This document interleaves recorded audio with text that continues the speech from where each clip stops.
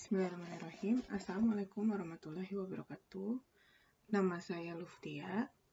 Saya mengajar etika bisnis untuk semester antara di Unisba. Biasanya etika bisnis ada di semester genap. Dan untuk memperbaiki nilai, mahasiswa bisa mengontak mata kuliah etika bisnis di semester antara.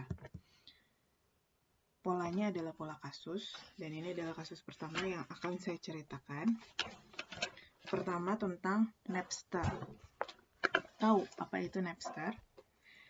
Sean Napster Fanning, berusia 16 tahun, mahasiswa baru di Northeastern University. Keluar dari sekolah dan mendirikan Napster Incorporation. Namanya www.napster.com, nama websitenya, di San Mateo, California, bulan Mei 1999. 2 bulan sebelumnya, sambil bekerja di asrama, dia mengembangkan website yang memungkinkan pengguna menemukan pengguna lain ingin berbagi file musik dalam format MP3 pada hard drive komputer mereka maupun program perangkat lunak. Nama perangkat lunaknya adalah Napster, yang memperbolehkan pengguna saling menyalin file musik melalui internet. Ketika versi awal, program yang gratis yang dialamatkan pada download.com menerima lebih dari 300.000 hits dan dijuluki download minggu ini, dia memutuskan mencurahkan diri sepenuhnya untuk mengembangkan program dan websitenya. Versi akhir programnya diluncurkan bulan Agustus tahun 1999. Dan pada bulan Mei 2000, dengan lebih dari 10 juta orang, sebagian besar mahasiswa kampus di mana Napster terutama terkenal, mengontrak website itu. Dan perusahaan Sean menerima $15 juta dana awal dari perusahaan pemodal di Silicon Valley-nya, California. Fanning tumbuh di Brockton, Massachusetts, anak pembantu perawat dan anak angkat sopir truk dalam keluarga dengan 4 saudara dan saudara tiri.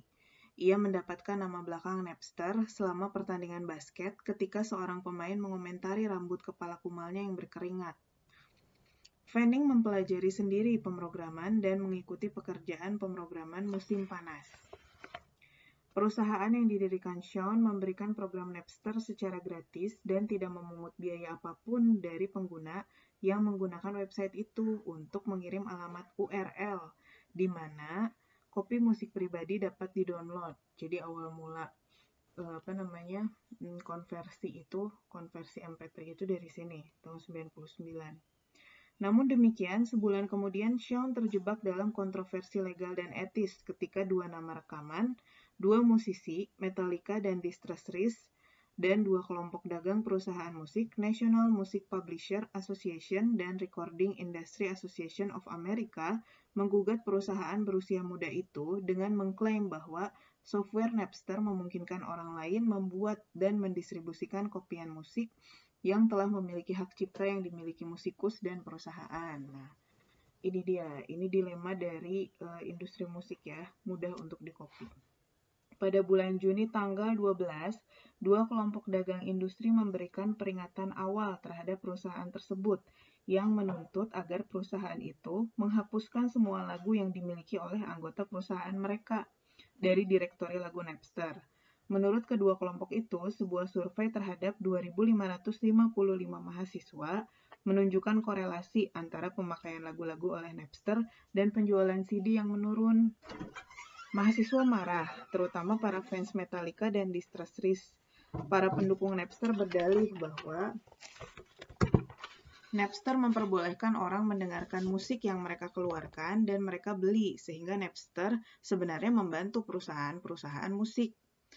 Penjualan musik meningkat lebih dari $500 juta setiap tahunnya sejak Napster mulai beroperasi. Namun perusahaan musik mengklaim bahwa itu merupakan hasil booming ekonomi. Pendukung Napster juga berdalih individu mempunyai hak moral dan legal untuk meminjamkan kepada individu lain rekaman musik dalam CD yang telah mereka beli. Itu kan umum ya zaman dulu. Pinjam CD-nya dong, pinjam kasetnya, kayak gitu. Di samping itu, mereka berargumen hukum secara eksplisit menyatakan bahwa individu dapat membuat salinan dari musik berhak cipta yang telah mereka beli untuk didengarkan dengan menggunakan player lain.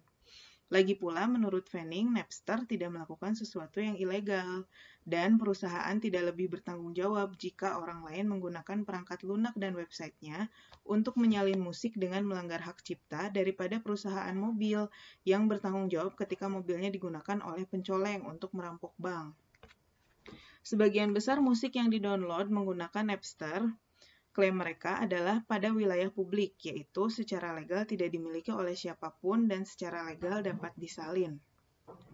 Jika setiap orang diperbolehkan menyalin musik tanpa membayar, tuduh mereka, akhirnya perusahaan musik akan berhenti memproduksi musik dan musisi akan berhenti menciptakannya.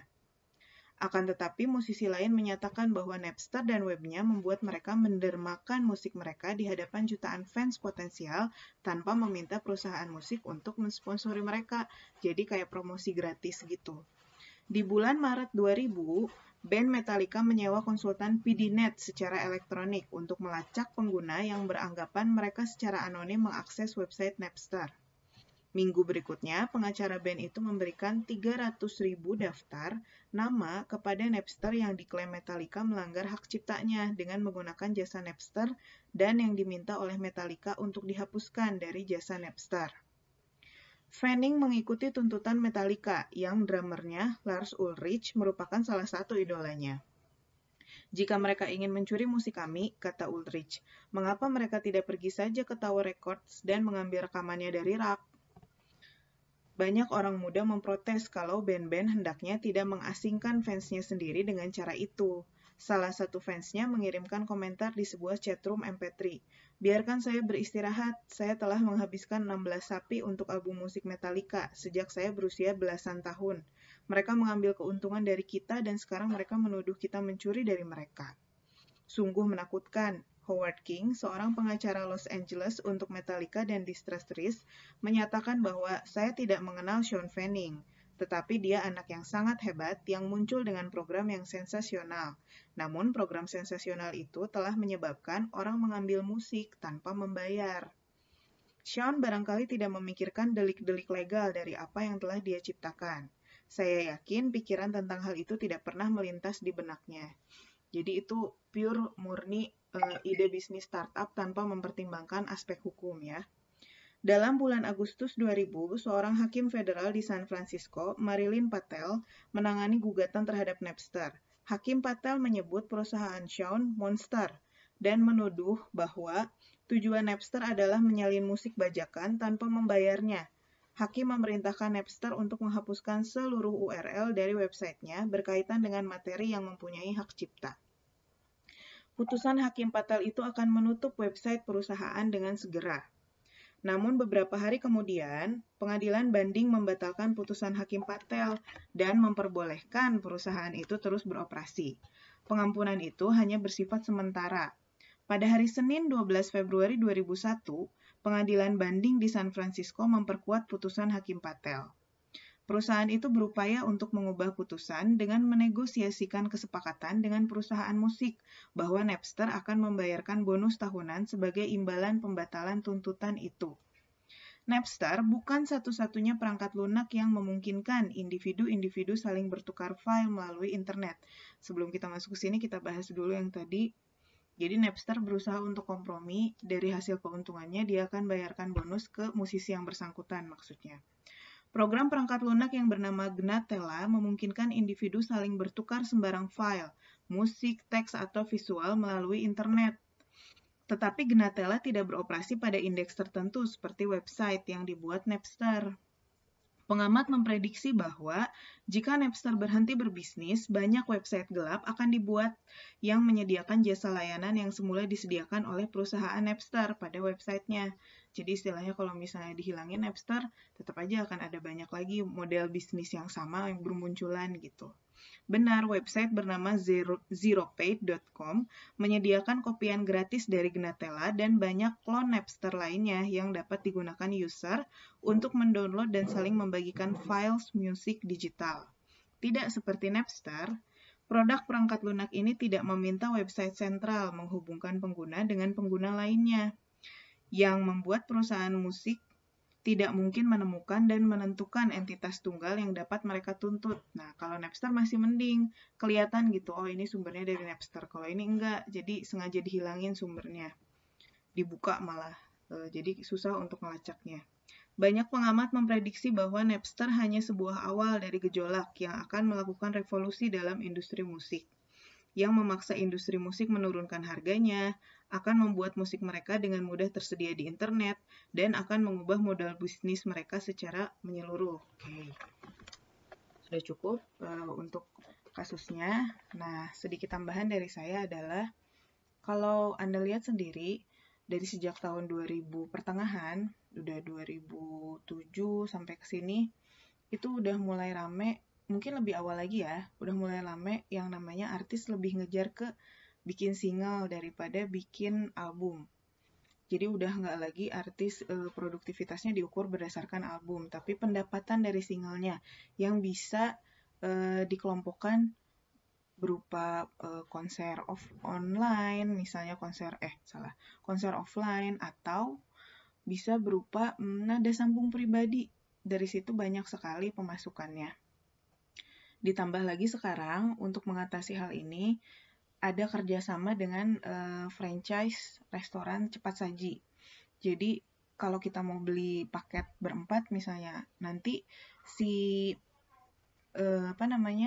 kasirnya tuh akan menawarkan, mau nggak beli CD dari band ini, atau mau nggak beli CD best of band ini. Dan itu tuh udah kerjasama legal antara mereka, jadi kita tinggal menikmati saja.